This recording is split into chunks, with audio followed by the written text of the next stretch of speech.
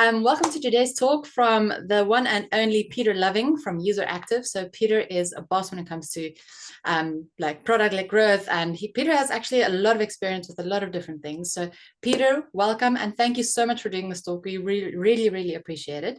I'll leave the rest up to you if you want to do like a quick introduction and then jump into it. But thank you again so much for doing this today. Great, you're welcome. Thanks for having me. Yeah.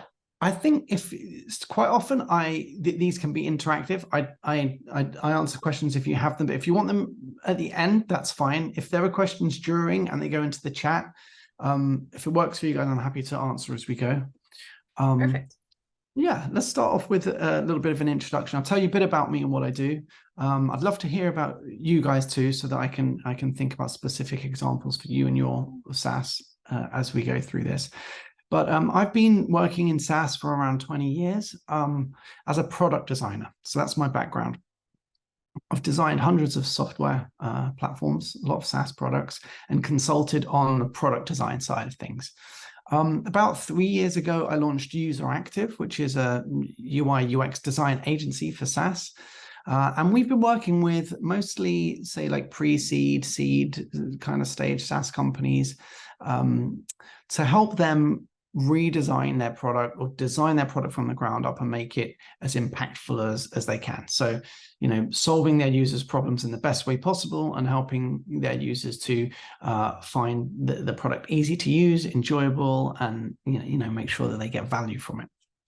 So that's generally a bit about me and User Active as well. So how about you guys? Could you put into the chat just like maybe your SaaS, what it does? That way I can, I'm going to be thinking about product-led growth, and that way I can think a bit about your sector, what your SaaS is, who it serves, the sector. So if you want to put that in the chat, we'll have a look, and then I'll also be able to get to know what you guys are working on a little bit better. I also, if anybody needs help, I'm always happy to jump on a brief call, see if we can help you. If you're having challenges with your product or you have questions, there's really no obligations. It's just a brief call. Obviously, if you want to work with us, that's an opportunity. But I'm just happy to talk with people in your community and help them. I really like the StartupSauce community, and here to help if you guys need anything. So let me know. Okay, so we're looking at product-led growth today. I've heard this being said quite a lot of times. Product-led growth can't work for us, can't work for our product. But in this talk, I'm going to show, even if you have a very complex product that needs onboarding and has a steep learning curve, or it's designed for enterprise, there are always things you can take from product-led growth. There are always lessons you can learn and things you can implement. Okay, so Joseph, thank you for putting in the chat. It's a vertical market software for non-profits.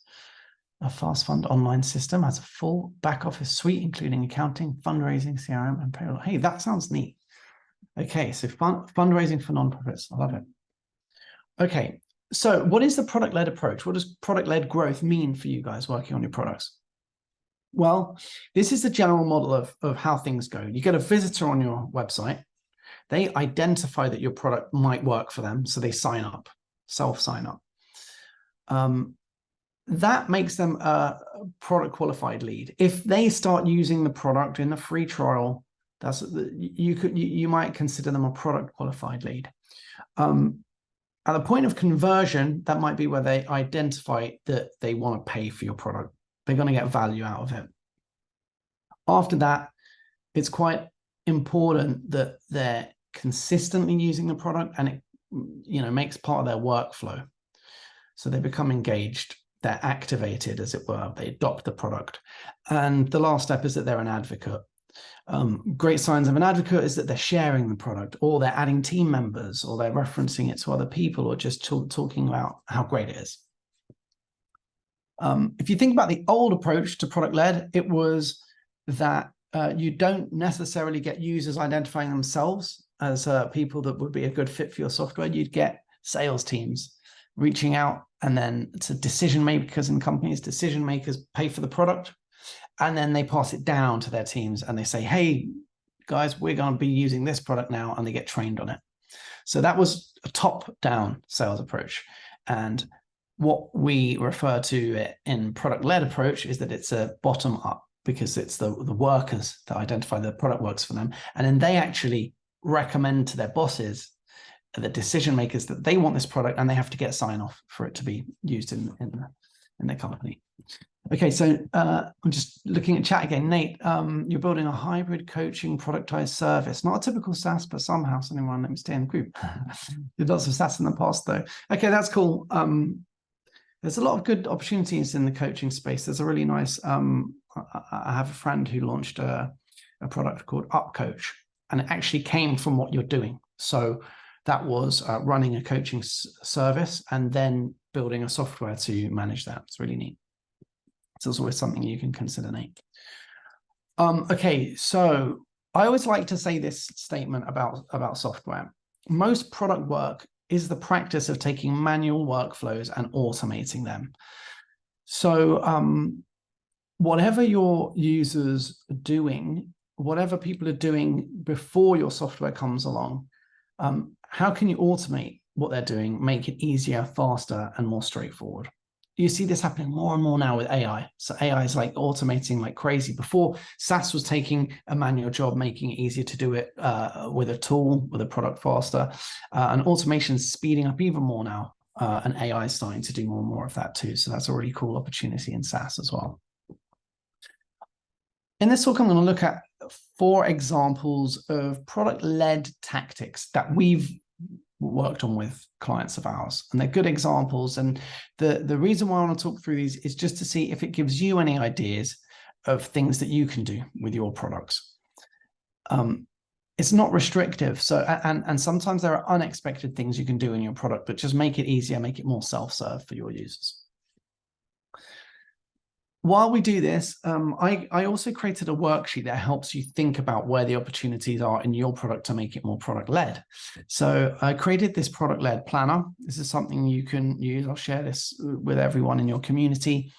But I just talk through like key aspects of a SaaS and consider what you can do to make it easier, more intuitive for your users. So one of the first things to consider is your acquisition model. How do you acquire users and how do they pay for your product? The common acquisition models for product-led approach are free trials and freemium plans. You can also have demos, but that goes more towards a sales-led approach or other. So it really does depend on your model, how you add product-led plays into your product. The second step, I like to focus on what are the aha moments. Where are the key features in your product? Where's the key core value that your users get when they sign up, and how do they get to that? So we focus on the core value because those are the areas that we're going to try to make as self-serve as possible so that they can get to those moments of value easily. Then we like to look at, okay, where do you have upgrades or add-ons? So where do you take users from trying out your product to becoming a customer and actually paying for your product? There are quite a lot of moments in your users' journeys where there are opportunities for you to get them onto a paid plan, offer them more value, offer them a better service or more usage, or have them invite other people. We look at the friction. Is there any friction in your onboarding? Good example of this is if you have a difficult integration that needs to be set up before your product becomes valuable. And then to look at self-service down here in the bottom left, we look at the top, like we like to look at workflows, like user flows in your product. And the best thing that you can do to make your product more intuitive is to make your core workflows really easy. Remove complexity, remove anything that could confuse your user, and give them guidance. So like your top 3 workflows in your product, it's worth having a look at those and spending a good bit of time like zooming out, understanding your user, how they do those tasks, and providing a flow in your product that's seamless and intuitive. That's a lot of what we do when we're designing software. We're looking at how users go through a task step by step, and we're basically streamlining it and simplifying that. Okay, so let's jump into some examples. First one here, we're going to look at optimizing your acquisition model. So I've got an example here. I'm going to mostly show actual like screen shots of software here and talk you through some of their models and see if there are things that you can do in your product. So this product here is a CRM. It's called Text in Church. It's funny, and it's a good example of how software can really focus on a niche that you wouldn't expect, right? So in the States, there are a lot of churches, and previously they're not really the most tech savvy audience. They're not really using a lot of tech. They're not really on computers a great deal of the time. But there was a problem, which was that they have to speak to their audiences, and they don't really have a practical way of doing that. So Text in Church built a CRM focused on serving churches across the States, and they built just a great business. Had a really good niche there, like users that really value their product, right? So they have a free trial model. So the acquisition model is a free trial. They do leave a kind of freemium plan available as an ongoing thing. Sometimes you can do a hybrid approach to this, you know, like you could have freemium, but also allow users to trial like have a free trial on a certain plan. And that's what we did here. What you're looking at here is the dashboard of when people sign up for this CRM. We try to get them activated on like the very simple features, so they get to know those features. But even on the dashboard, we've already offered them an upgrade, and that's this upgrade widget stays here. So we're just looking at giving them value, but also helping them to identify what are the premium features and what they can get if they do upgrade. When activity starts to happen in the account, we start to present different things to them. We start to populate their dashboard with information, and we also try to promote them to use it more. So like we're prompting users to get more activity in the platform, but then we also arrange their dashboard in such a way that it like suggests features and upgrades that they might benefit from. So you'll see another widget here appearing on the dashboard, which is Talk in Church. This CRM, you can actually get cell phone numbers, and then you can use phone lines and talk with your, you can, you know, make calls from the CRM, send messages and things like that. So we just leave these prompts to try it now. These are simple things that you can do, but they're self-service ways of upselling within your product without having to have, you know, sales reps. Getting users to know the different features and know which ones are free, which ones are premium. You'll see that there's also workflows. This is like automated sequences of messages and things like that. So there's a couple of features that are premium here that we're showing them on their freemium plan. Then if a user tries to use a premium feature, we just take them through this process. Like we call it an upgrade flow. So we show a paywall, we let them know that they can get unlimited replies if they do sign up for a cell phone, and we ask them to try it now. And if they do try it now, we take them through a process where they upgrade. So we've got some payment screens. So one of the core flows that we design in products are upgrade flows. You know, how we take the user from step by step from understanding a feature's premium to selecting a plan to then going through the payment process. And once they do that, we land them back into the dashboard, but we update it now to activate it with the new features that they've upgraded with. So you'll see their Talk in Church widget here is now like showing data. There are a couple of steps in between this. There's one before this, which is like almost like a confirmation. We tell the user, hey, thanks for the upgrade. We're excited to show you the new features. We want them to like feel a confirmation that they've made the right choice when they upgrade, because they're making a purchasing decision. And we kind of have like a little onboarding flow into their new plan. So we just want them to feel excited after they make that purchase, rather than make it and then have a feeling like they land back in the dashboard, nothing's different, and they kind of feel a bit underwhelmed.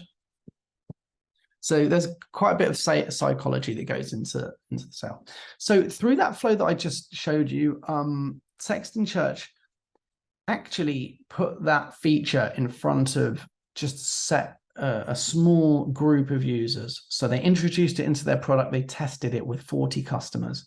And they were able to pre-sell the new Talk in Church feature to 40 customers prior to release. So that was their way of testing if this approach worked, if people would value the feature, if people would upgrade and use that feature, and then they could roll it out into the product. So that's another thing with product-led approach to SaaS, is that sometimes you want to try things, trial it and validate your ideas and see how people respond, because you have less interaction and dialogue with your users. It's more that you're observing behaviors. Okay, so what were the key points in that example is that you raise awareness of premium features, especially if you're offering freemium plans, which can stay free forever. You communicate the plans and pricing clearly, and then you create frictionless upgrade flows. Cool. So that's all about your acquisition model. The next thing that we take kind of seriously, and this is because it's the very first impression users get of your product, is onboarding. So what you want to do with a product-led approach is make your onboarding as self-serve as possible, so that they don't need any support, any kind of customer support or customer success executives to speak with them. I want to give you a good example here, because this is quite a complex onboarding flow, and this is for First Promoter.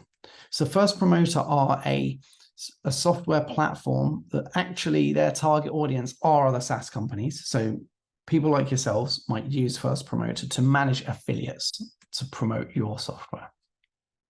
So if you have affiliates and affiliate campaigns, then you sign up to First Promoter, you set up your account, and really the first thing you have to do in order to get the platform working is that you have to connect your website so that First Promoter can start tracking your website. Then you have to connect your software platform, and you also have to connect your payment provider, like something like Stripe, because basically what First Promoter does is it has all of your affiliates, and then it can see through their campaigns who's signed up from the website to the software, and then it can show who's paid, because it it checks all of those platforms, and it sees when payments come through, and it also can manage the commissions that get paid out to affiliates. So for that reason, you start off with, this is a very difficult thing for First Promoter, because any user that they get has to do these 3 tricky integrations before they even get any value. So you can imagine that their onboarding completion rate is quite low, because people get stuck here, especially if they're not technical. So we worked with First Promoter. The thing we had to do is completely redesign their onboarding and make it so that anyone can do it, even if they're not a developer and they're not technical, so that we do all of the heavy lifting, the difficult parts, and the user can just follow step by step through what they need to do. So we did things like this. It's like, oh, okay, let's get started. You're going to have to connect your website or your landing page. So we offer them all of the most well-known platforms for connecting it, and if they have a well-known one, then we can do the integration automatically, because First Promoter set up a kind of integration for that. And then when they get to connecting the product, you have to take a script. The developer has to take a script and put it somewhere in the head tags of their main screens. It's a JavaScript snippet. It gets a little bit confusing. There's another tag they have to put somewhere else. So one of the things that First Promoter identified is that they have lots of drop off here, especially because a lot of their audience are actually marketing people who are founders of SaaS. They come from maybe a marketing background or business or sales background. So we just basically designed a flow that facilitates guiding them through this process. It explains everything that they have to do step by step. It gives them the code. It tells them where to put the code. It enables them to troubleshoot. and then test what went wrong.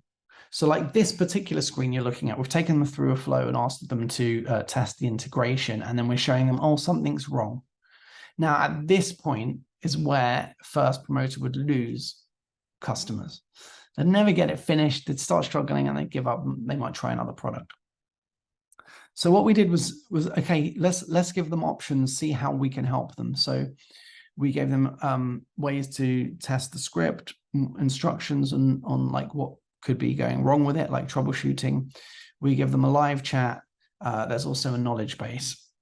Then what was happening is if they're still struggling, we designed this flow that enables them to invite a developer into the onboarding process. So they could put the email of a developer on their team, send it, and then what happens is the developer receives an email. They then sign in, and then they get onboarded. They has a separate onboarding flow for the developer, and we show them the scripts and where to do them. And then when the developer's completed it, it notifies the original user back in their account. So we're removing any like the existing barriers to completing the onboarding, and we're making it more self-serve by facilitating and solving for every problem that could go wrong during onboarding. So facilitating complex integrations has enabled us to create a fully self-serve onboarding flow and reduce customer acquisition cost. So that's from Virgil, the founder. Basically, like he spent a lot of time and effort doing this, and therefore the conversions increased. They also got to interact more with users who were struggling with onboarding because they'd have the live chat and they'd be able to, interact with them. And it reduced the cost of acquisition because they're having more people signing up from the same like cohort size, essentially. So onboarding is a really great place to start with making your product self-serve. And if you have any friction in that process, think about how you can facilitate a flow for the user and guide them through something or resolve a problem that you've been observing that they have. So the way you do this, the key points for doing this is you troubleshoot for self-solve problems. Are there any points that users are finding difficult to solve on their own? You offer support when it's required, and you provide some kind of fallback. Like if there's a plan B for like if they're still struggling, is there a plan B that they can still do themselves, even if it's inviting a developer? Okay, so the third example here is about delivering value as early as possible. So one of the things that helps a product become more product-led is making it easy to understand and giving the users what they need to get their job done. And this example is this product is a really good example of how a SaaS company worked to improve the first impression that users get when they land in the software. So this is a dashboard. It's Prospect CRM. This is a CRM that it's for wholesalers and distributors of like products, of consumable products. So their ideal customers are, say, companies that sell some. They might sell coffee, or they had a company that sells kombucha, that drink kombucha, and they would be selling to stores or cafes on a regular basis. They also had customers that would sell stationery equipment into offices. A lot of these things are consumer products that can be bought on repeat orders. So like if you imagine like a big co-working office, they will buy their coffee, once a month they get a delivery. They'll have the same order every month, like, 20 bags of coffee beans, for instance. And Prospect CRM's customers would then manage all of their sales and inventory within this software. So they get a good idea of the repeat orders they're having, and they can manage all of their customers who are buying their product, and they can, see who's buying what and how frequently and get value. Now they've got different types of users. They've got sales managers, they've got account managers, they've got sales executives, all logging in and using this software. Now, this was the dashboard that Prospect CRM had a couple of years ago. And what they did, which is really common in SaaS, I see this happen a lot, is that they just took a bunch of information, a bunch of data from the account, and they just present it in the dashboard. They're like, oh, we think this is like activity from a user's account. We'll just show them like a range of activity. Now, they never actually spent time with the users and really understood what information they need to see on this dashboard. They created something which is functional, but what happened over time is that they started to realize that this dashboard wasn't really being used. It's not like giving a lot of value. So they decided to really get to understand their users, and they found these 3 user types, the 3 different profiles: sales exec, sales manager, and account manager. And they realized that these 3 different user profiles have quite different jobs. So they actually need to see different activity on their dashboard. And the task here was like, how do we redesign this dashboard to make it super useful for each of those profiles so that they can be more successful in their jobs? And if Prospect could do that, then they will get more customer loyalty, people will value the product more, people will be performing better, and ultimately it will help convert when you get new users, because the minute they see a really useful dashboard and they can visualize themselves doing better at their job, then there's more buy-in, right? So here's how we approached it. We took that dashboard and created 3 different versions. This one is for sales managers. So now the first thing that they see when they sign in is that they've got an overall performance of sales month by month, and even comparison by year. They can kind of filter this chart. They can see a leaderboard of all the salespeople in their company, how they're doing compared to last month and compared to every other salesperson. They can see general stats on customer activity and sales.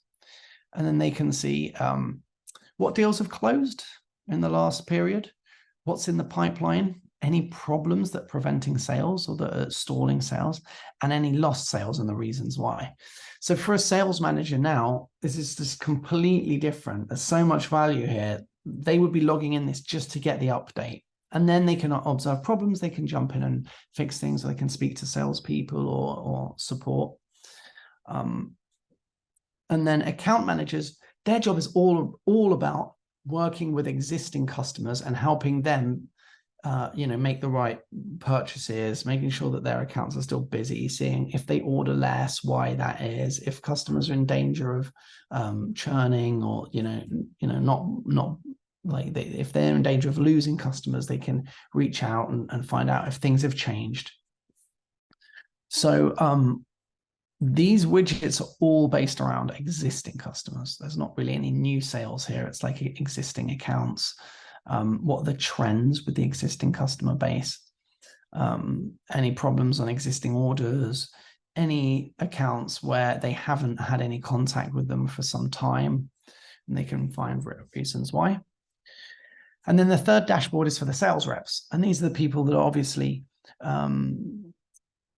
they've obviously got the responsibility of bringing in new business and closing sales. So theirs is all around how much how far they are in reaching their target, where they are compared to other people on the sales team, what deals they have in the pipeline, how likely they are to close, opportunities, their close rate. So this product basically became something that when new users sign up to it, they see a dashboard that they don't really relate to, and they don't see exactly how it's going to help them with their job, to something that's quite personalized to their specific role, and something that they would actually like to use. They think, oh God, I could have a much better handle of all our activity, and I think I'd perform a lot better if we had this.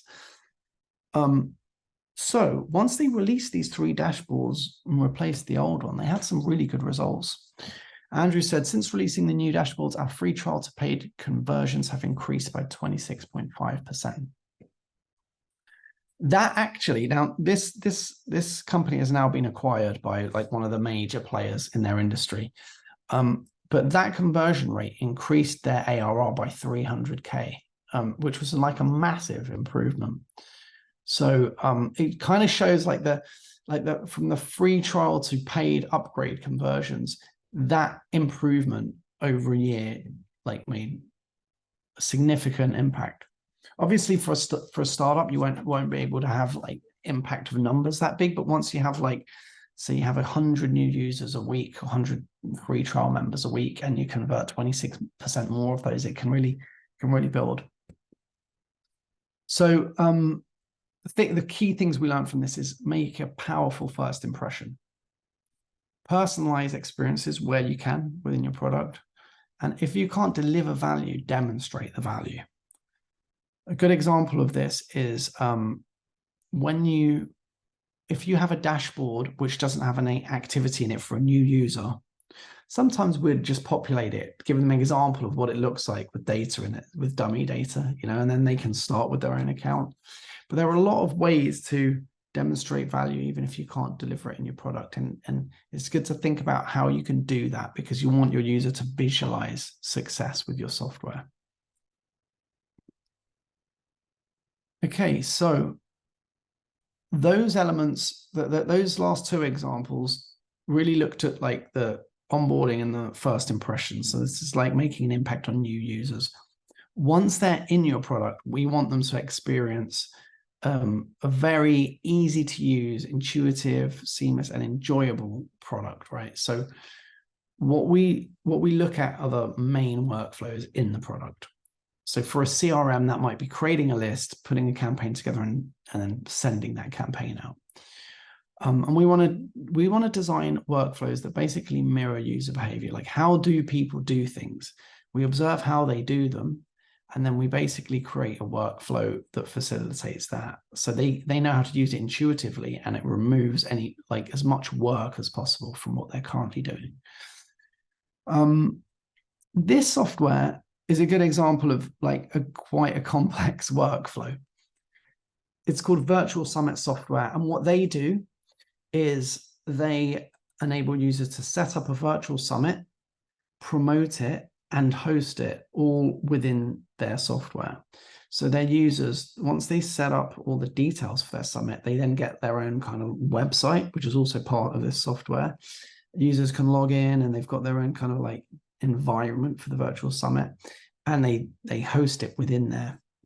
It also enables them to like reach out, promote it. There's like they can do mail outs, have a mailing list, they can manage sponsors. There's a lot that they can do.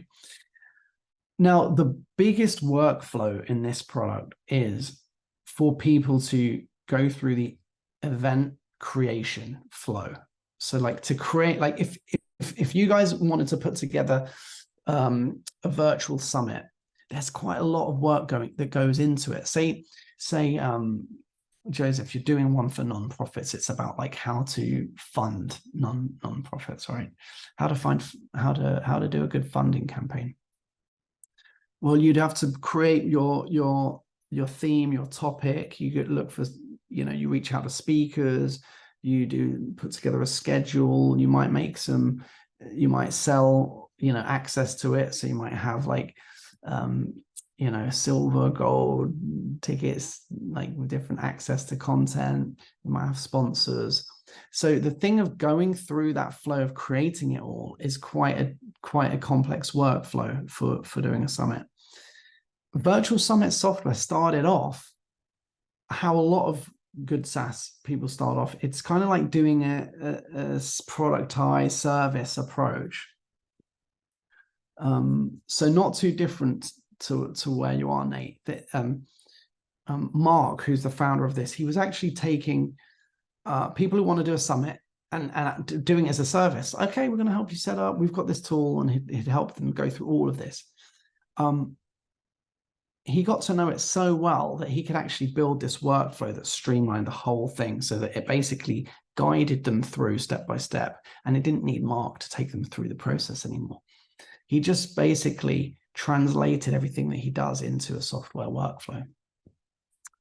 So they designed out this, well, we worked with them, we designed this with them, but basically we took like so much knowledge from Mark, and we also interviewed a bunch of his users, and designed a flow to, okay, so like once you've got your summit details in, you're on the speaker screen.